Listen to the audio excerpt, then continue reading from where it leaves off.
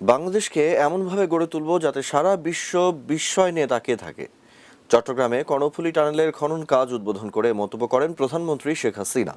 সেই সঙ্গে চট্টগ্রামে একটি এলিভেটেড এক্সপ্রেসওয়ের নির্মাণ কাজও উদ্বোধন করেন তিনি।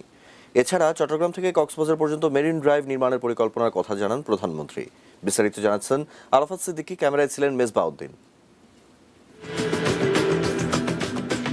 পতেঙ্গা থেকে আনোয়ারা পর্যন্ত প্রায় ৩.৫ কিলোমিটারের এই টানেলটির নির্মাণ কাজ শেষ হলে একদিকে চট্টগ্রামের দুই অংশের যোগাযোগ যেমন উন্নত হবে, তেমনি ঢাকা থেকে পর্যটন নগরী কক্সবাজারের যোগাযোগ ব্যবস্থা আরও দ্রুত উন্নত এবং আধুনিক হবে। রোববার চট্টগ্রাম পৌঁছেই কর্ণফুলীর মোহনার তলদেশে বঙ্গবন্ধু শেখ মুজিবুর রহমান নামে নির্মিত এই টানেলটির খনন কাজের আনুষ্ঠানিক উদ্বোধন করেন প্রধানমন্ত্রী। পাশাপাশি এই প্রকল্প থেকে আরও সুফল পেতে চট্টগ্রাম শহরের লালখান বাজার থেকে শাহ আমানত বিমানবন্দর পর্যন্ত এলিভেটেড এক্সপ্রেসওয়ে নির্মাণ কাজের উদ্বোধন করেন তিনি।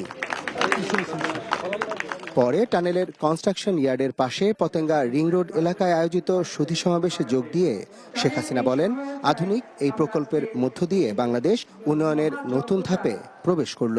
এই চট্টগ্রাম থেকে টানেল আনোয়ারা যাবে, আনোয়ারা থেকে পটিয়া হয়ে কক্সবাজার 4 লেনের রাস্তার সাথে সংযুক্ত হবে, যা খুব সহজেই কেউ একবারে কক্সবাজার পর্যন্ত চলে যেতে পারবেন। আর এখান থেকে আর কোনো হবে না, পটিয়া বাইপাসের সাথে এটা আমরা সংযুক্ত করে দেব। সেটা আমার মনে হয় খুব তাড়াতাড়ি একটা প্রজেক্ট নিয়ে নিতে হবে। 5 কিলোমিটার তো হয়েই যাবে, আর 10 কিলোমিটার করলেই তো সংযুক্ত হয়ে যাবে। কাজে চট্টগ্রামবাসীর আর কোনো দুঃখ থাকবে না। সে সঙ্গে বাণিজ্যিক রাজধানী ঘিরে তার ভবিষ্যৎ উন্নয়ন পরিকল্পনাগুলো তুলে ধরেন প্রধানমন্ত্রী।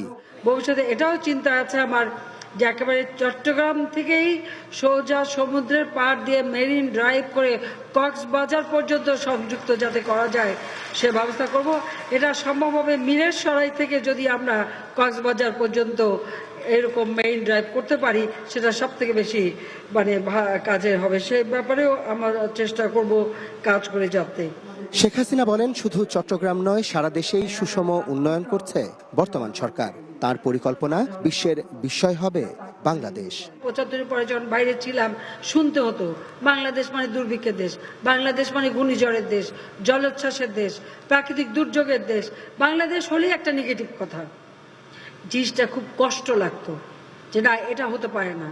কাজে সেই দেশকে এমনভাবে গড়ে তুলব যেন সারা বিশ্ব বিস্ময়ে তাকিয়ে থাকে বাংলাদেশের দিকে। এটাই আমার চাওয়া, আর কিছু না। সে সঙ্গে প্রধানমন্ত্রী জানান, এই টানেলের নির্মাণ কাজ শেষ হলে একদিকে যেমন শিল্পোন্নয়ন ও পর্যটন শিল্পের বিকাশ হবে, অন্যদিকে বাড়বে কর্মসংস্থান। কর্ণফুলীর ওপারে শিল্পাঞ্চলের সঙ্গে মূল চট্টগ্রামের যোগাযোগের জন্য আরও একটি কর্ণফুলী সেতু নির্মাণ জরুরি হয়ে পড়েছিল। তবে তাতে ক্ষতিগ্রস্ত হতো বাংলাদেশের অর্থনীতির মেরুদণ্ড চট্টগ্রাম বন্দর।